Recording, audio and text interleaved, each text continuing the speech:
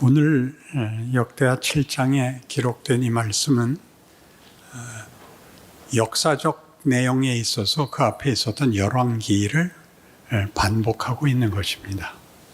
그렇지만 그 역사를 보는 눈은 다릅니다. 열왕기에서는 그 시대마다 통치자에 대해서, 국민들의 그때의 형편에 대해서 하나님의 질타가 있고 고중이 있고 또 그들이 애썼지만 실패하는 이런 역사적 사실들이 기록됐다면, 역대기는 전혀 다르게 그 역사를 해석합니다. 왜냐하면 역대기란 포로가 되었다가 70년 포로 생활을 마치고 회복된 시점에서 이 역사를 돌아보는 책이기 때문입니다. 유다의 마지막 왕이었던 시드기야가 실패하여 포로로 잡혀가고 두 눈이 뽑히는, 자기 앞에서 자기 자식들이 죽는 그런 처참한 자리, 그것은 시드기야의 문제가 아니라 이스라엘 백성 전체에 대한 하나님의 진노와 심판을 받는 자리로 잡혀가서 70년을 포로 생활하다 극적인 그 회복을 맞게 되는데, 본토로 돌아가는 것을 허락받고 성전을 짓는 것이 허락됩니다. 그것이 뜻밖의 이스라엘의 하나님, 자기네들이 믿는 이방과 대조된 자기 국민 속에서 하나님의 사람이 영웅으로 태어나서 나라를 회복시키는 것이 아니라 자기네를 잡아먹은 그 바벨론을 다시 잡아먹은 페르시아의 왕이 그들을 회복시키는 것입니다. 그래서 역대기는 말하자면 이스라엘이 가졌던 민족적 신앙, 편협한 자기들만의 신앙관을 벗어나는 계기가 됩니다. 이스라엘은 하나님은 자기네 하나님이고 자기네들만 하나님의 관심과 약속 속에 있고 나머지 나라들은 다 이방이라고, 버려진 자들이라고 생각을 했는데, 하나님께서 고레스로 자기네를 회복시키는 걸 보고 생각이 달라집니다. 하나님이 전 세상의 주인이시다라는 것을 역대기가 어떻게 깨닫느냐 하면, 여러분이 집에 가서 역대기 시작을 보시면 족보가 나열되는데 그 시작이 아담입니다. 아담부터 족보를 따지면 그의 모든 자손이 전 인류지요. 그에게서 노아도 태어났고, 노아의 세 자손 중에서 어느 한 그 셈의 족속을 주인공으로 삼아 역사를 연결하지만, 역사의 연결 속에서는 언제나 잊혀질 뻔했던 서자들이라고 취급해야 됐던 곁가지들의 족보도 드러납니다. 그래서 이삭의 족보만 있는 것이 아니라 그 같이 있었던 이스마엘의 족보도 나오고, 야곱의 족보만 있는 것이 아니라 에서의 족보도 나오고 하는 식으로 이제 이스라엘이 자기네가 가졌던 신앙, 하나님과 그의 유일한 관심의 대상인 이스라엘이라는 민족적 신앙관에서 전 세계와 전 우주 역사에 걸쳐 하나님이 유일하신 주인이시다 하는 대로 나아가는 것입니다. 그런데 이런 일을 겪는 일에 지금 역대기에서는 저들의 실패가 무엇이었냐 하는 것이 오늘 본문같이, 하나님을 제대로 섬기면 너희가 언제든지 복을 받고, 너희가 기도하면 내가 언제든지 대답하리라. 그러나 너희가 내 말을 듣지 않으면 너희 뿌리가 뽑혀서 이방에 쫓겨가리라 가 실현됐다는 것이죠. 그래서 자기네들의 실패가 어디에 있었는가를 깨우칠 뿐만 아니라 하나님이 그렇게 하심으로써 이스라엘에게 무엇을 하려 하시는가가 덧붙여지는 것입니다. 잘잘못에 대한 보응, 잘하면 상 받고 못하면 벌 받는 정도보다 큰 하나님의 이스라엘 역사에 개입하셔서 가르치시는 내용, 그것이 역대기이며, 우리가 신앙인으로서, 신약시대의 신앙인으로서도 동일하게 예수를 믿는 자만의 하나님이 아니라 믿지 않는 자들에게도 하나님은 하나님이시다를 어떻게 이해해야 하느냐 하는 문제를 오늘 따질 수밖에 없게 된 것입니다. 이스라엘은 아브라함을 국가의 민족의 조상으로 섬기는데 아브라함에게 하신 하나님의 약속은 우리의 예상을 벗어나는 것입니다.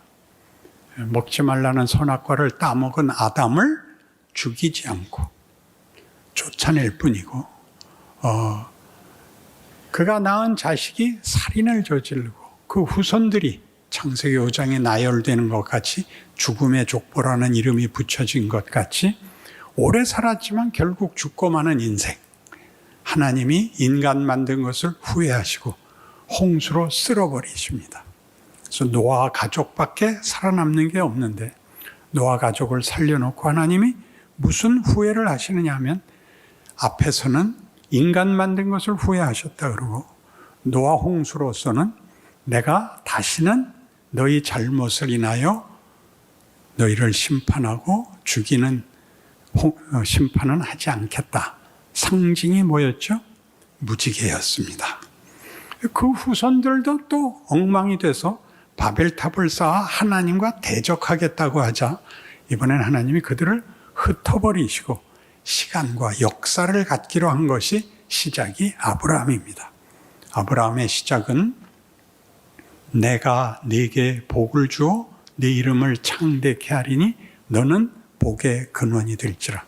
너를 축복하는 자에게는 내가 복을 내리고 너를 저주하는 자에게는 내가 저주하리니. 그 다음은 뭐예요? 한번 외워보세요. 땅의 모든 족속이 너를 인하여 복을 얻을 것이니라. 이스라엘만이 아니라 땅의 모든 족속이 너를 인하여 복을 얻을 것이니라. 그러나 이스라엘은 이해하지 못했습니다. 아브라함과 이삭과 야곱의 하나님이지 그것은 이스라엘만의 특권이지 이방민족은 그게 아니라고 생각을 했습니다. 그런데 여러분이 아시다시피 바울만 해도 예수 믿는 자들을 핍박하고 그들을 잡기 위해서 다메섹을 가다가 예수를 만나고 그리하여 변화된 자로서 제일 마음에 큰 짐으로 한탄으로 남아서 한 기도가 로마서 9장에 나오듯이 내가 내 형제, 골육, 친척을 위해서는 저들이 복받기 위하여 내가 예수에게 끊어져 저주를 받아도 좋다. 이렇게 얘기를 하는 바울의 고백을 보게 됩니다. 왜냐하면 예수님 오신 것을 이스라엘이 거부했고 초대교회를 그들이 박해했습니다. 그러나 바울은 이방의 사도가 되어 이스라엘뿐만 아니라 이방에도 이 일을 알리고 사도 노릇을 해야 되는 까닭에 그가 가졌던 고민은 상당한 것이었습니다. 그러나 골로새서 1장에 가면 그가 이방의 사도가 되어 저들을 가르치면서 배운 게 뭐냐면 하나님의 크신 복음의 영광이 이방에 얼마나 풍성한지 보아라 라고 고백함으로써 그가 로마서 9장에서 자기 민족을 위하여 한 기도와 방불한 기도를 온 세상에 이렇게 큰 소리로 하나님이 모든 인류를 구원하시고자 어떠한 일을 행했는지 너희들은 깨달아야 한다. 그 증거를 보고 놀라라 라는 고백을 남기고 있습니다. 그래서 이 이스라엘이 가졌던 민족적 편협한 신앙 세계에서 열린 세계, 하나님이 온 우주와 세상과 역사와 인류에 대하여 창조주로서의 책임을 선하게, 복되게 결정하시고 있다는 것을 이해시키는 일로 성경이 우리까지 불러 이 자리에 앉힌 것이 됐습니다.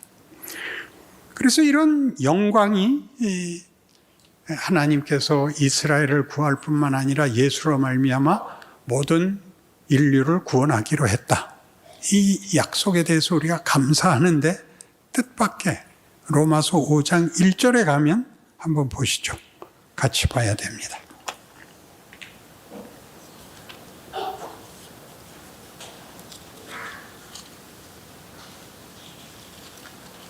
로마서 5장 1절 8절까지 같이 읽겠습니다. 그러므로 우리가 믿음으로 의롭다 하심을 받았으니 우리 주 예수 그리스도로 말미암아 하나님과 화평을 누리자.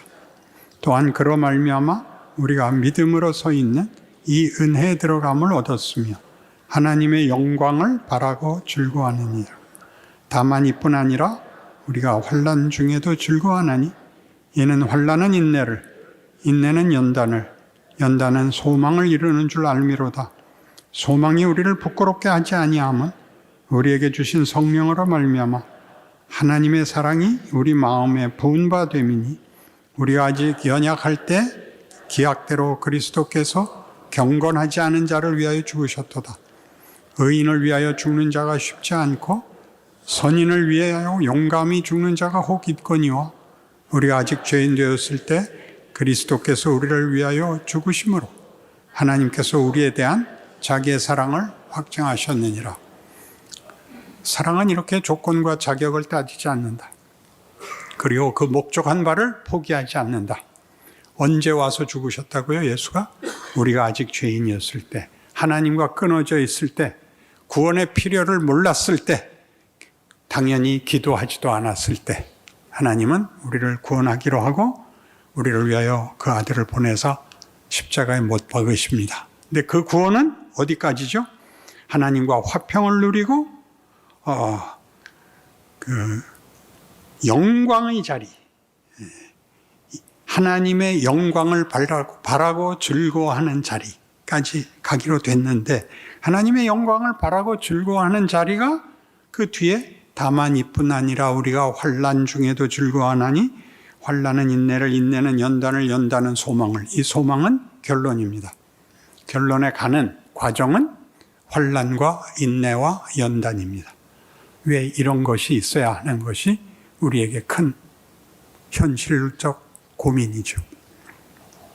약속된 결과를 그 아들까지 보내어 십자가에 매달 수 있는 하나님이 왜 약속된 그 영광을, 화평을, 기쁨과 감사를 현실에서는 허락하시지 않는가 하는 것이 우리에게 커다란 문제가 되는 것입니다.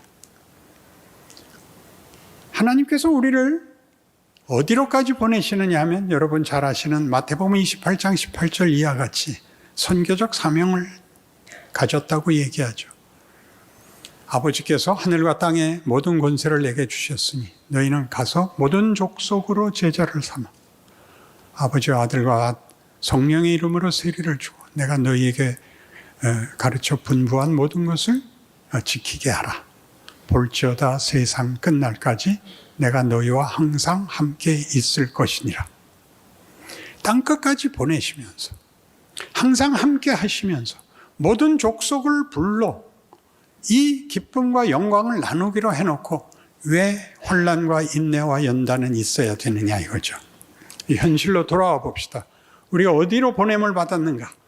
우리가 태어난 곳이 우리가 보냄을 받은 곳이고 우리가 만나는 가족, 이웃, 시대, 직장 거기가 보냄을 받은 자리입니다. 그리고 우리가 간 자리는 하나님을 아는 질서 속에 있는 것이 아니라 하나님을 모르는 세상 질서 속에 있는데 세상 질서는 다만 간단한 잘하느냐 못하느냐를 떠나서 죄와 사망이 왕노릇하는 것입니다. 거기는 무조건 이겨야 됩니다. 지면 망하는 겁니다. 수단 방법을 가리지 말고 이겨야 됩니다. 악해야 되고 아멘이 거기서 나왔어요. 기억해 둡시다.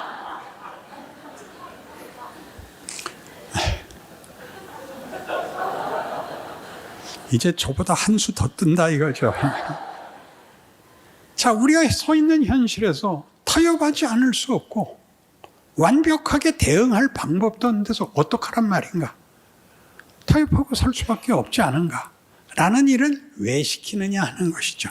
그래서 우리는 중요한 오늘 설교의 가장 핵심이 되는 성경을 보게 됩니다. 요한복음 14장 8절입니다.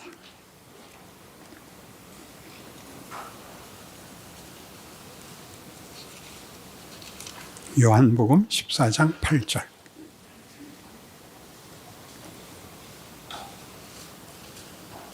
제가 읽겠습니다. 빌립이 이르되 주여 아버지를 우리에게 보여주옵소서. 그리하면 족하겠나이다. 예수께서 이르시되 빌립아 내가 이렇게 오래 너희와 함께 있으되 네가 나를 알지 못하느냐? 나를 본 자는 아버지를 보았거늘 어찌하여 아버지를 보이라 하느냐? 내가 아버지 안에 거하고 아버지는 내 안에 계신 것을 네가 믿지 아니하느냐? 내가 너희에게 이르는 말은 스스로 하는 것이 아니라 아버지께서 내 안에 계셔서 그의 일을 하시는 것이라. 내가 아버지 안에 거하고 아버지께서 내 안에 계심을 믿으라. 그렇지 못하겠거든 행하는 그 일로 말미암아 나를 믿으라. 내가 진실로 진실로 너에게 이르노니 나를 믿는 자는 내가 하는 일을 그도 할 것이요 또한 그보다 큰 일도 하리니 이는 내가 아버지께로 감이라. 너희가 내 이름으로 무엇을 구하든지 내가 행하리니 이는 아버지로 하여금 아들로 말미암아 영광을 받으시게 하려 함이라. 죄와 사망이 왕노릇하는 곳에 보복과 분노와 폭력밖에 없는 곳에 결과는 사망뿐인 자폭과 체념뿐인 세상에 너희는 가라. 가서 너희는 메시아가 되라. 그러는 것입니다. 내가 아버지의 아들로 이 땅에 와서 나를 본 자는 아버지를 본 것 같이 너희를 보는 자들이 거기서 나를 보게 해라. 굉장한 지위요 신분입니다. 예수님처럼 기적을 행하고 죽은 자를 살리시고 하는 것으로 예수님이 자기의 사역을 이루시는 것이 아니라 그런 분임에도 불구하고 억울함과 수모와 조롱과 고통 속에서 십자가를 진 것 같이 너희 그들 속에서 마치 진자같이 마치 힘이 없는 자같이 너희 자리를 지켜라. 내가 일한다. 그들이 네 얼굴에서 나를 보게 만들어야 말 것이다. 하나님 그럼 전 뭡니까? 그걸로 너도 큰다. 우리가 잘 아는 히브리서 5장 8절이 뭡니까? 그가 아들이시면서도 고난을 받아 순종함을 배워서 온전하게 되셨답니다. 기가 막힌 말이죠. 그가 왜 고난을 받아야 했죠? 인간을 실제로 경험하십니다. 죄와 사망의 질서의 고통과 말이 안 되는 폭력을 그가 겪으사 우리로 하여금 거기서부터 인간이 하나님을 떠나면 뭐가 되는가를 봄으로써 반면교사를 삼아 아버지께서 나를 보내어 너희에게는 무슨 정체성을, 무슨 인격과 성품을, 존재의 가치를 만들려는가를 비교하여 커라, 완성되라. 그 명예와 특권에 대하여 너희 진심을 바쳐라. 이렇게 되는 것입니다. 예수님께서 잡히실 때 제자들에게 자신이 잡혀 수고를 당해야 되는 일을 뭐라 그래요? 내가 영광 받을 때가 되었다. 아버지께서도 아들을 인하여 영광을 받으신다. 아버지 영광을 나타내 주시옵소서. 내가 이미 영광을 받았고 또 영광을 받으리라. 아버지의 영광이 뭐죠? 하나님의 영광이 우리에 대해서 우리를 하나님이 만들려고 하는 존재와 정체를 만들므로써 아버지가 다만 나에게 권력으로, 지위로, 서열로 위에 계시는 분이 아니라 나를 사랑하고 나를 복되게 하사 인간이란 어떤 존재가 되느냐를 하나님이 자신의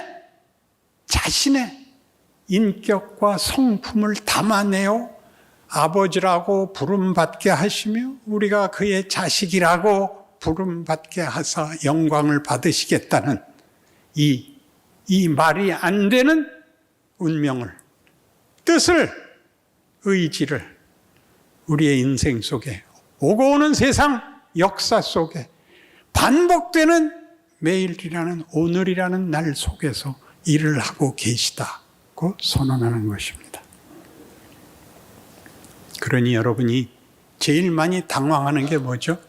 내가 예수 믿는 것을 긍정적으로 증명할 만큼 성화되어 있지 못한 이상 여러분들이 할 수 있는 건 비난을 하는 것밖에 없습니다.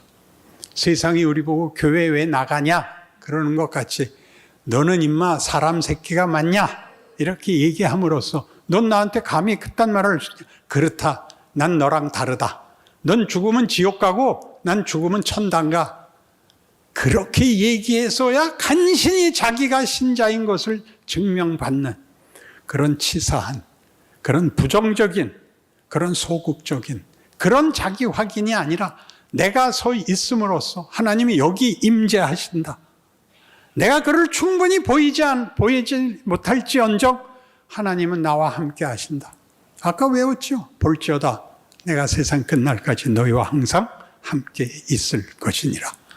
그래서 여러분이 치사하게 했을 때 부끄러워해야 되고 여러분이 잘했을 때 감사해야 되는 것입니다. 그러니까 기독교 신앙은 존재론이 되는 것입니다. 세상 앞에 어떻게 다른가입니다. 뭐라 그랬어요? 예수님 빌립에게. 빌립이 아버지를 보여주옵소서. 그렇게 얘기했을 때는 창조주 하나님이라는 높고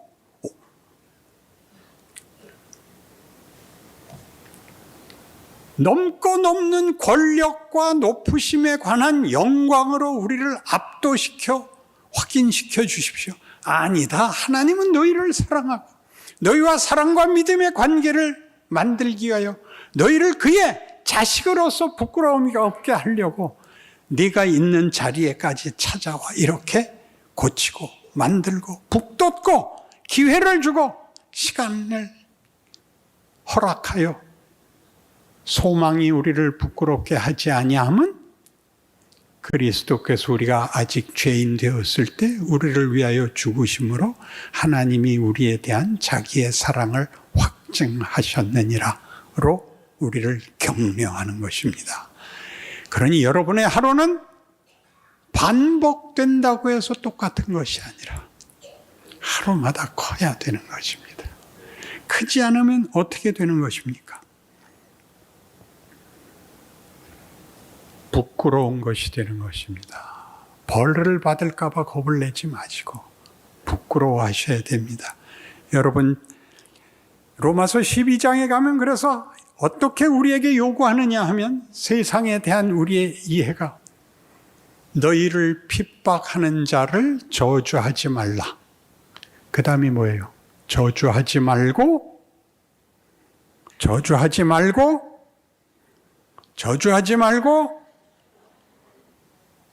축복하라예요. 축복하라. 말이 안 되는 말을 해요. 축복하라. 왜? 너 때문에 내가 큰다예요.